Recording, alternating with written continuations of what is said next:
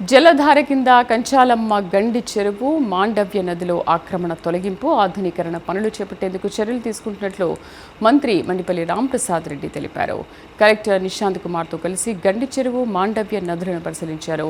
ఆధునికీకరణకు 10 కోట్లు అవసరం కాగా తొలుత 2 కోట్ల రూపాయలతో చెరువులను శుభ్రం చేసి చెక్ డ్యాంల నిర్మాణానికి చర్యలు చేపట్టినట్టు చెప్పారు.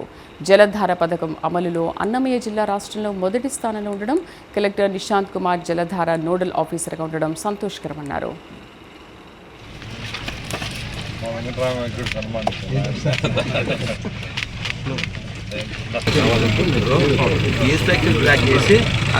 డెవలప్ చేసి ఈ టౌన్లో మన అమ్మాయి టెండర్ కృషి కావాలని వాళ్ళకి ఇచ్చిన అప్పీలు ప్లస్ ఈ వాటర్ సెకండ్ లైన్ అవి అదే ఆ పని మీదే వచ్చింది. రాయచోట్ టౌన్లో సుమారుగా 1,40,000 జనాభా ఉన్నారు. ఇప్పటికే రాయచోటి పట్టణానికి వెలుగుళ్ళు నీళ్ళు ఇస్తూ ఉన్నాం. సెకండ్ ఫేజ్ కూడా త్వరలోనే వెలుగుళ్ళు నుంచి నీళ్లు తీసుకొచ్చేదానికి ప్రభుత్వం చర్యలు తీసుకుంటూ ఉంది.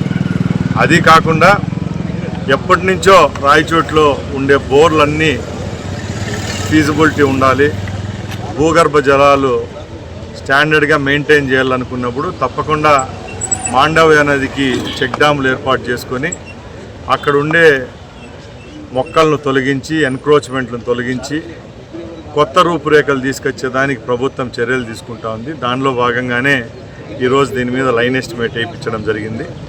సుమారుగా 9.5 కిలోమీటరు ఏదైతే ఈ మాండవ్య నది రాయచోటి పట్టణానికి ఆనుకొని ఉందో దాన్ని టోటల్గా ఒక పైలట్ ప్రాజెక్ట్ కింద 1 సంవత్సరంలో రెడీ చేసేదానికి చర్యలు తీసుకుంటున్నాం.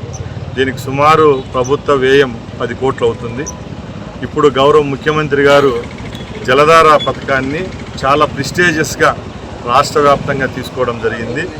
ఆ జలధార స్కీమ్లో కూడా అన్నమయ్య జిల్లాకు మొట్టమొదటి స్థానం రావడం చాలా సంతోషంగా ఉంది. ముఖ్యంగా రాయచోట్ టౌన్లో సుమారుగా